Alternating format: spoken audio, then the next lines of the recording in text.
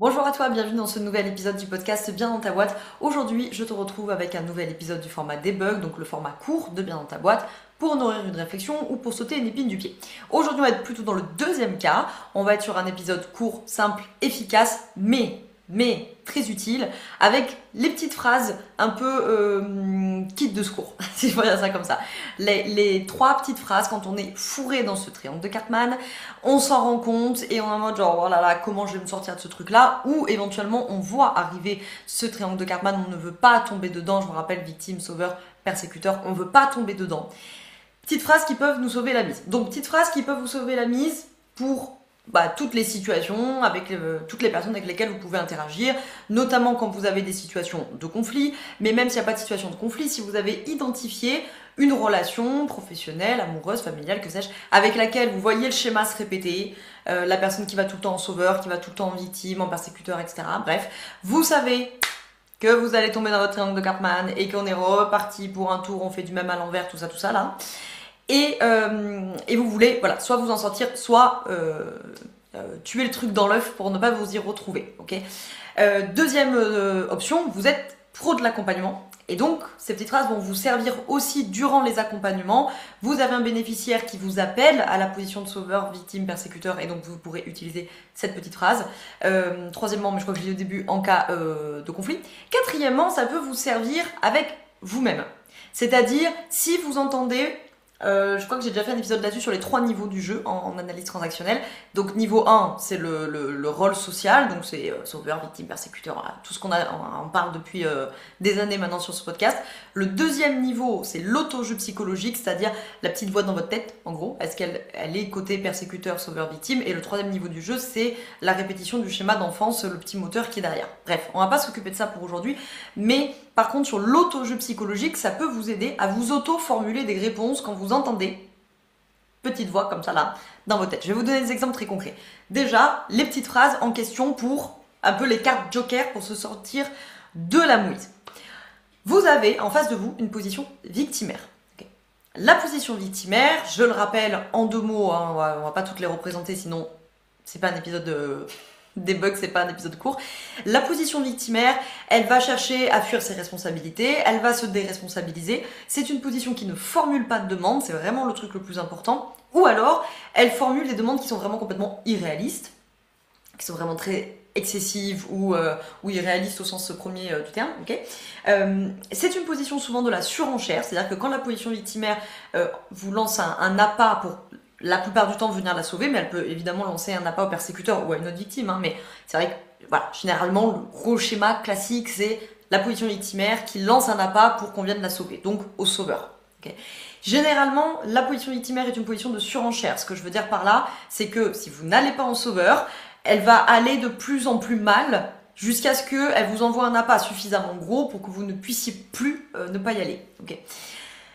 Cette position victimaire que vous avez en face de vous, vous l'avez, elle vous énerve, vous voulez vous sortir du bourbier ou vous la voyez venir en vous disant « Ah pétard, on est reparti pour un tour, je ne sais pas comment faire », vous lui répondez « Si tu as besoin de quelque chose, demande-le-moi ». Ça, c'est votre première phrase joker à adresser aux positions victimaires. Si tu as besoin de quelque chose, demande-le-moi. Si cette version de la phrase vous paraît trop scolaire, trop protocolaire, il n'y a pas de problème, vous pouvez la reformuler. Voilà, l'idée c'est d'avoir la structure, ok, vous pouvez utiliser un langage beaucoup plus courant, un peu plus familier, ok, en disant, je sais pas moi, votre conjoint, conjointe, collègue de bureau, etc. Genre, oula, ouais, c'est vrai que ça a l'air compliqué ton truc, hein. Bah, si t'as besoin, t'hésites pas, tu m'appelles. Vous voyez, c'est exactement la même chose, mais c'est sur un langage plus, plus familier, plus courant. Bon. En gros, pourquoi cette structure, elle va fonctionner? Parce qu'en fait, vous mettez la position victimaire que vous avez en face de vous dans la situation de formuler une demande. Une fois qu'elle a formulé une demande, si elle le fait, elle est donc arrivée dans sa position d'adulte. Après, libre à vous d'accepter ou de refuser la demande, ça c'est un autre sujet. Mais au moins, on est revenu sur le registre de l'adulte. Donc la position victimaire qui est là, elle est à côté de vous, elle souffre, oh là là, j'y arrive pas, c'est dur, c'est compliqué, et j'en ai marre, et sur moi ça retombe, et je suis fatiguée, blablabla. Vous lui répondez, bah oui, effectivement, je vois que ça a l'air compliqué ton truc, si tu as besoin de quelque chose, demande-le-moi. Ok. Traduction, viens en adulte, formule-moi une demande. Je rappelle, à toutes fins utiles, qu'une demande en adulte transactionnel, c'est une demande qui est claire. Il n'y a pas de sous-entendu, il n'y a pas d'implicite, il n'y a pas de j'ai dû lire entre les lignes pendant 45 minutes pour essayer de comprendre qu'éventuellement, hypothétiquement, peut-être, c'était ça que tu voulais. C'est une demande qui est négociable, c'est une demande qui est refusable. Je le rappelle, je l'ai déjà dit 25 000 fois ici et sur Instagram, et en formation je le dis tout le temps, une demande qui n'est pas refusable, c'est pas une demande, c'est un ordre, qui n'a même pas le mérite de la clarté. Première phrase donc, si tu as besoin de quelque chose, demande-le-moi. Deuxième situation, vous êtes plutôt cette fois dans les filets d'un sauveur ou d'une sauveuse. Okay, c'est une relation professionnelle, amicale, familiale, amoureuse, avec une personne qui a plutôt une propension à aller en position de sauveur, et donc, je le rappelle, qui fait tout à votre place. C'est-à-dire qu'elle, elle confond voler à votre secours et vous proposer son aide. Donc elle ne propose pas d'aide, elle fait à votre place. Si vous avez déjà été pris dans les griffes d'une position de sauveur ou de sauveuse, vous savez que ce sont des positions qui sont extrêmement envahissantes, parce que ça fait 45 fois que vous lui dites que ça va, je te remercie, mais j'ai pas besoin d'aide, ça va, arrête, c'est bon, c'est relou, ça devient casse-pied, je te demanderai si j'ai besoin, et vous n'arrivez pas à vous en dépêtrer. Donc, la phrase ici, pour vous sortir de la mouise, ça va être l'inverse de la position victimaire. Je rappelle, position victimaire, c'était si tu as besoin de quelque chose, demande-le-moi. Là, à la position de sauveur ou de sauveuse, vous allez tourner dans l'autre sens en disant si j'ai besoin de quelque chose, je te le demanderai. Je te remercie pour ton aide, je vois que tu veux vraiment m'aider. Vous accusez réception, pour celles et ceux qui sont passés en formation avec moi, vous reconnaissez en fait le triangle compassionnel là-dedans. Vous accusez réception du rôle social et vous envoyez derrière les autres affirmations. Celles et ceux à qui ça parle chinois, pas de panique, on verra ça en formation pour celles et ceux qui nous rejoindront. D'ailleurs, soit dit en passant, la formation posture, elle attaque jeudi. Là, si vous écoutez le podcast au moment où il sort, mardi, on attaque jeudi. Donc celles et ceux qui veulent plutôt rejoindre la promo 10, c'est maintenant ou jamais, parce qu'on attaque jeudi. Pour les pros de l'accompagnement qui veulent gagner en confiance, en clarté, en sérénité. Et si c'est pas pour maintenant, je mettrai dans la description le lien pour s'inscrire sur la liste d'attente pour la promo suivante. Je sais pas encore la date exactement, mais ça sera en mars, grosso modo, comme tous les ans. Donc mars 2026 pour la promo 11 de la formation posture. La liste d'attente est tout à fait gratuite, elle n'engage à rien, c'est juste pour avoir les infos. Parenthèse fermée. Position victimaire, si tu as besoin de quelque chose, demande-le-moi. Position de sauveur, je te remercie de vouloir m'aider, mais si j'ai besoin de quelque chose, je te le demanderai. Troisième option, c'est persécuteur. Vous avez en face de vous quelqu'un qui monte en position de persécuteur. Alors là, il va y avoir un peu deux sous-options. Okay. La première option, c'est la position de persécuteur. Je vous le rappelle, elle a appris à confondre la puissance avec la violence. Il y a deux grands bénéfices cachés à la position du persécuteur, enfin cachés, secondaires plutôt, j'ai déjà fait un épisode sur les bénéfices secondaires. Je mettrai dans la description le lien vers la playlist au chat où il y a tous les épisodes d'analyse transactionnelle, comme ça vous pourrez retrouver. La position de persécuteur, les deux grands bénéfices secondaires de la position du persécuteur, c'est le respect et la domination. Donc vous voyez, ça va, là pour le coup, on va avoir un peu deux types. Si vous avez en face de vous quelqu'un qui monte en position de persécuteur parce qu'il veut vous aider, mais que comme il confond la puissance avec la violence, il a la critique comme manière de vous montrer son amour. Ça peut peut-être vous paraître un peu bizarre en mode qui prouve son amour comme ça, mais il y a beaucoup de positions de pardon, je m'étouffe, de persécuteurs de prédilection qui ont, voyez, cette idée de mais non, mais si je critique ton travail, mais si je te botte les fesses, entre guillemets, c'est parce que je t'aime, c'est parce que je veux que tu réussisses. Vous voyez ce genre de structure mentale, ok? Donc du coup, c'est littéralement des positions de persécuteurs, puisqu'ils vont dominer, ils vont y aller par la critique, ils vont être même parfois désagréables, ils peuvent être ironiques, ils peuvent être sarcastiques, ok? Donc on est vraiment dans des positions de domination, mais c'est fait dans cette idée de je veux que tu rendes un travail de meilleure qualité ou je ne sais quoi. Bon, donc lui, vous pouvez lui répondre comme à la position de sauveur. Je te remercie de vouloir m'aider, mais si j'ai besoin de quelque chose, je te le demanderai. Okay, je te remercie de vouloir m'aider, mais je préfère faire ce travail tout seul, et si je change d'avis, je viendrai te poser la question. Okay. Donc lui, vous pouvez lui répondre de la même manière qu'au sauveur. Pourquoi? Parce que ce sont deux positions ascendantes, c'est deux positions de parents inadaptés. Parents nourriciers inadaptés pour le sauveur, parents normatifs inadaptés pour le persécuteur. Donc c'est pas très étonnant qu'on puisse leur répondre à certains égards de la même manière. Après, par contre, il y a une autre situation dans les positions de persécuteur, c'est le persécuteur qui ne cherche pas à vous aider en particulier, à faire un retour sur votre travail ou je ne sais quoi, qui est vraiment dans sa position de persécuteur pour le besoin de respect. Alors, très souvent, les positions de persécuteur, ils vont... les positions, vous comprenez, je raccourcis pour faire vite, mais les positions de prédilection de persécuteur quand c'est vraiment le besoin de respect qui est lésé et qu'ils cherchent à faire entendre ça, c'est très souvent parce qu'ils se sentent envahis. Okay, ils se sentent envahis dans leur espace psychique, dans leur espace physique, dans leur emploi du temps, dans leur temporalité, dans leurs affaires. Vous voyez, c'est souvent genre éloigne-toi de mon espace.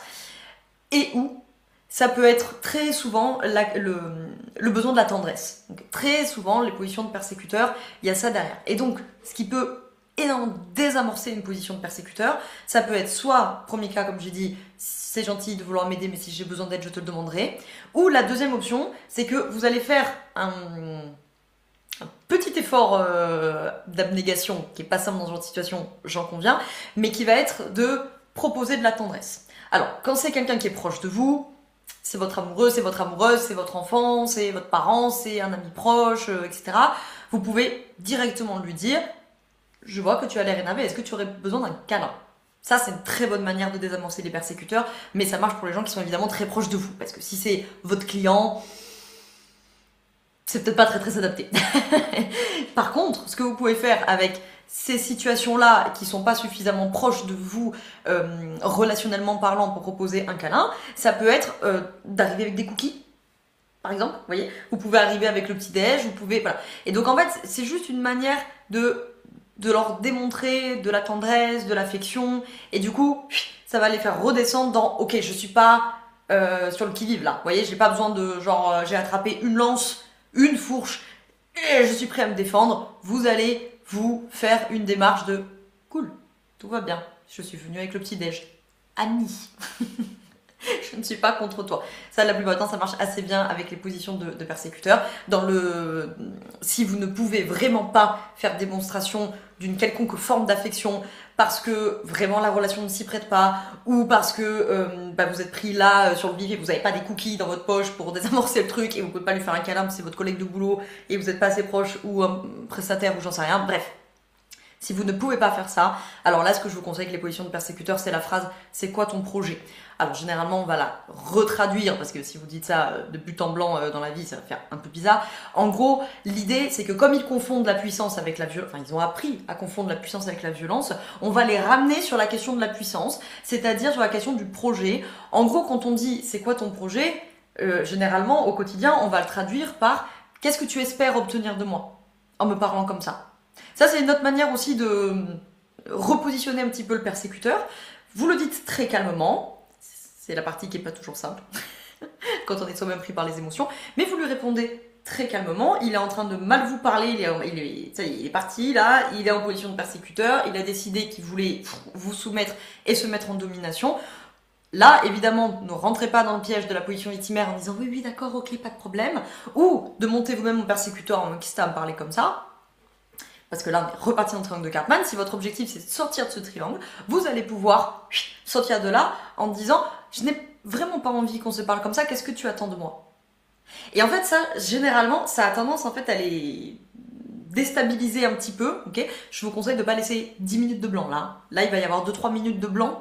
C'est le moment de renvoyer votre phrase derrière. Si j'ai besoin de quelque chose, je te le demanderai. Ou à l'inverse, si tu as besoin de quelque chose, demande-le moi. Okay, genre, je sais pas, on va prendre l'exemple de... Vous êtes au coworking et le gars d'à côté, là, il commence à monter en persécuteur et il s'énerve. Et il est en mode, ouais, ça va, c'est bon. Putain, t'aurais pu m'aider. Tu vois bien que ça fait une demi-heure. Je suis au bout du rouleau. De toute façon, on peut jamais compter sur toi. Et vous êtes en mode, oula, qu'est-ce qui est en train de se passer, okay, et vous n'êtes pas suffisamment proche de lui. Vous n'allez pas lui dire câlin, donc du coup, et vous n'avez pas les cookies dans la poche ou je ne sais quoi, donc vous êtes en mode genre, ok, comment je fais? Là, vous pouvez répondre, écoute, je n'ai pas du tout envie qu'on en arrive à se parler comme ça, je ne comprends pas, qu'est-ce que tu attends de moi exactement? Et là, il va sûrement y avoir une seconde de bug, et là, vous en profitez pour renvoyer votre phrase en adulte en disant, si ça semble compliqué ton affaire, si tu as besoin de quelque chose, demande-le moi. Parce qu'en fait, vous entendez la position victimaire qui a essayé, qui vous a appelé au sauveur, vous n'y êtes pas allé, il a changé de stratégie, il est passé du côté du persécuteur en disant je vais taper là où ça fait mal, ça va la faire réagir. Donc ne sautez pas en victime en disant oulala, bien sûr, oulala, ça a l'air compliqué, bien sûr, j'arrive. C'est bon, parce qu'il serait plus une position de sauveur d'ailleurs, pardon. Ne rentrez pas en sauveur, ne rentrez pas en victime en disant et voilà, et on est marre, et il me parle toujours mal, et machin, ou en persécuteur en disant ça va pas, toi qui ça me parler comme ça. on reste en position d'adulte et on lui dit, vous pouvez, encore une fois, hein, je le rappelle, non-violence, c'est pas non-colère. Hein. Vous pouvez, de manière, en étant très fâché, sans être agressif, ce que le persécuteur ne sait pas faire. C'est ça hein, la distinction qu'ils font pas. Hein. C'est que comment dirais-je, dans l'expression de la colère, il y a une expression de puissance aussi, et comme ils la confondent avec la violence, ils tombent dans l'agressivité. Vous, par contre, vous pouvez tout à fait répondre en étant fâché, parce que vous n'allez pas vous faire parler comme ça, en disant je ne te permets pas de me parler comme ça. Si tu as besoin de quelque chose, demande-le-moi gentiment. Et vous avez posé une limite très claire, très solide, simple, efficace. Et on n'est pas parti dans 4 heures de tergiversation. Et j'entends venir, si vous, dans votre tête, vous dites oui, non mais d'accord, et si ça marche pas, et si je lui dis je ne te permets pas de me parler comme ça, si tu as besoin de quelque chose, demande-le-moi gentiment, et qui continue à être en persécuteur, vous renvoyez votre truc. Je viens de te dire que je ne te permettais pas de me parler comme ça, je n'ai pas envie qu'on se parle de cette manière. Si tu as besoin de quelque chose, demande-le-moi gentiment. Si tu ne peux pas me le demander gentiment, je te propose d'aller trouver de l'aide ailleurs. Voilà. Ou de me le redemander dans une semaine quand à un moment où tout le monde sera plus calme, ou voilà, ok. Et vous posez votre limite.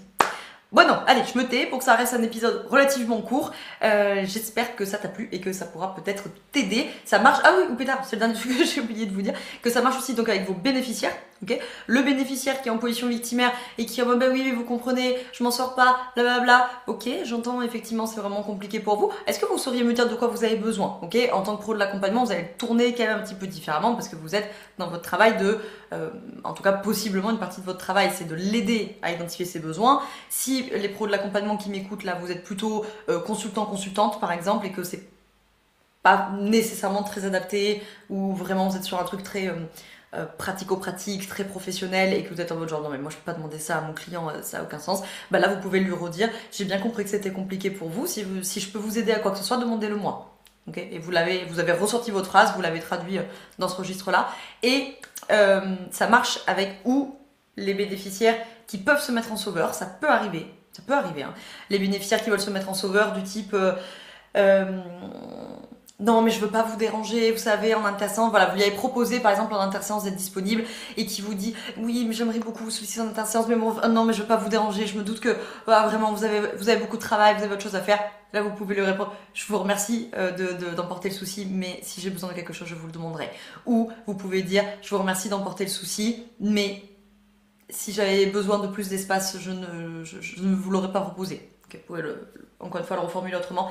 Et ça marche pour la petite voix dans votre tête. Quand vous avez une petite voix dans votre tête, je parle notamment des scénarios d'auto-persécution, parce que je sais que ça arrive souvent, qui est en mode, la petite voix dans votre tête qui est en mode t'es nul, t'aurais dû faire ci, t'aurais pas dû faire ça, et pourquoi t'as encore fait ci, et pourquoi t'as pas fait comme ça, blablabla. Vous entendez le besoin de tendresse, en fait. Hein. Tendresse, peut-être que chez vous, c'est pas vraiment tendresse, peut-être que c'est repos, peut-être que c'est auto-valorisation, peut-être que c'est soin de soi. Vous comprenez l'idée, ok. Donc vous pouvez répondre à votre petite voix dans votre tête. Qu'est-ce que tu espères obtenir de moi en me parlant comme ça? C'est quoi ton projet? Vous voyez, je vous dis pas de vous auto-parler tout seul dans votre maison. Pourquoi pas, hein? Pourquoi pas, moi je fais ça tout le temps. Hein. Mais vous voyez ce que je veux dire, c'est que vous pouvez attraper, entre guillemets, ce discours intérieur et le repasser à la trame de ces réflexions, de ces petites phrases que je vous ai données là. Okay. Quand vous êtes en position victimaire dans votre tête, là, dans un jeu qu'on va appeler d'auto-apitoiement, et voilà, et j'en ai marre, et c'est toujours jamais que ça retombe, et il fait jamais rien, et blablabla. Vous pouvez vous dire, si tu as besoin de quelque chose, demande-le. Est-ce que tu l'as vraiment demandé? Ok. Voilà, pour le coup, maintenant c'est bon, je peux conclure cet épisode. J'espère que ça vous a plu, que ça vous aura aidé, et je vous retrouve la semaine prochaine dans un prochain épisode. Ciao, ciao.